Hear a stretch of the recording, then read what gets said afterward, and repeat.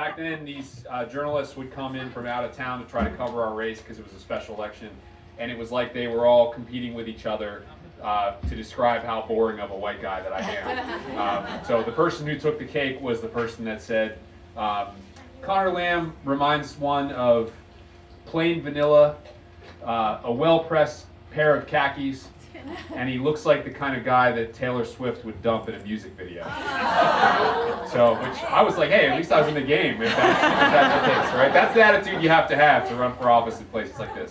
So I'm thrilled to be here with you guys, and just really proud of what you're doing to kind of keep the flame alive for our party in this area. I'm sure that it feels to you at times like the party has kind of given up on you or left you out here on the frontier without support, and that's something that I really want to change, and I think we have to change. If we are who we say we are as Democrats, our arguments should be the same everywhere we go. We should care about every single American just the same, no matter where they live, and we should be competing on every single inch of ground.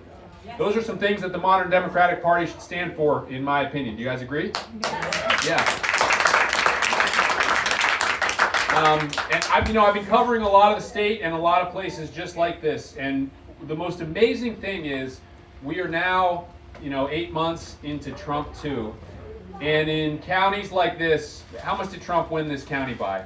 50 or 60 points, something like that? Oh, we held it. Not that bad? 60-40? What are we looking at? Yeah, 65-35? It wasn't exactly close, was it? Yeah. So these counties have been giving Trump a lot of votes, when he's on the ballot, when his friends are on the ballot.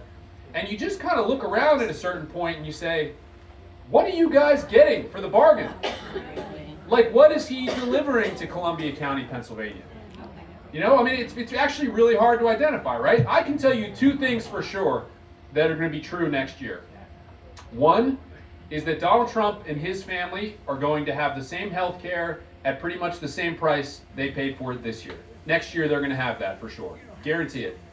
And two, Donald Trump and his family are going to pay less in taxes to the U.S. government next year than they paid this year. And that's because he prioritized people like himself in the big, beautiful bill that he and his friends passed earlier this summer. So those two things are definitely true. Does that help a single person in Columbia County with anything? No. And this wouldn't even be that hard to fake it a little bit. Where's the White House conference on his plan for rural America and preserving small towns and getting rid of blight and actually bringing jobs back into them, not just throwing up tariffs and saying, oh, the rest is going to take care of itself? I don't know what the numbers are here, but in the Pittsburgh metro area where I live, like a pretty historic manufacturing powerhouse, we had